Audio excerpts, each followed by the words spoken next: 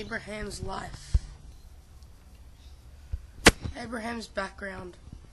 Abraham is a key figure in the religious texts of Judaism and Christianity.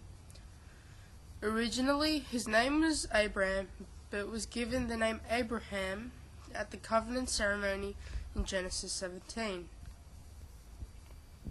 Abraham's covenant with God. Abraham's covenant with God.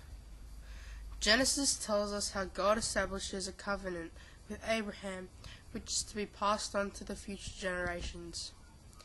In Genesis 12, it tells us how Abraham promises to live to his village and community and to go make new life in the promised land.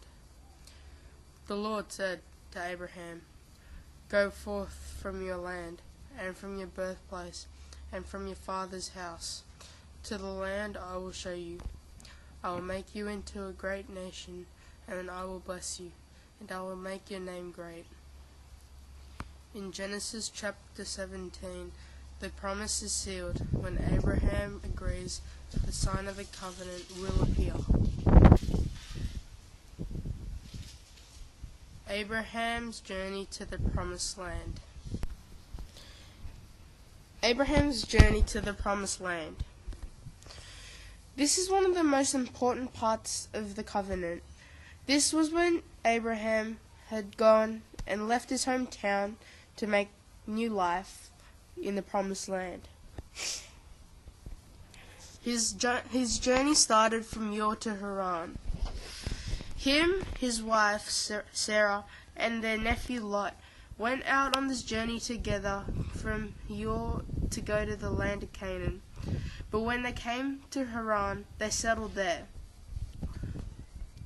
As you can see, for all the way from Haran, God said to Abraham, "Go from the land of your birth, and your kin and your father's house, to the land that I will show you." From Haran, they went down through Hazor, Jerusalem, and then they made it into Canaan. From Canaan to Egypt, there was a little bit of a famine, so Abraham went down to reside there as an unknown person. From Egypt to Negev was his last destination. So Abraham went up from Egypt, he and his wife Lot, and all that he had, into the Negev. As you can see with the laser pointer here, he went from Ur all the way up into Haran. Down from Haran, he went through Shechem, Jerusalem, and then ended up in Canaan. Then from Canaan, he went straight to Egypt when he resided as an unknown person, and then to his final destination, which was back to Negev, or around that area, which was Canaan.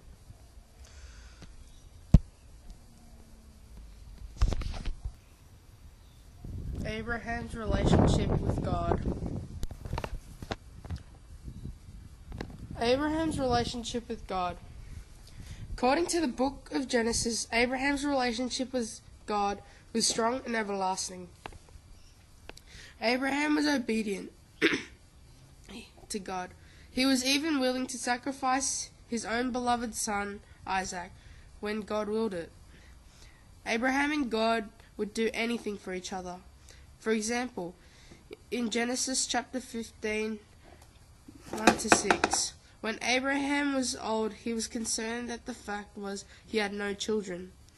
But God promised to give him countless children, but he had to do something back in return, which was to put his faith towards God. Abraham did what God had asked him to do, and he turned his faith to God. God had kept his promise and gave Abraham his first son, Isaac.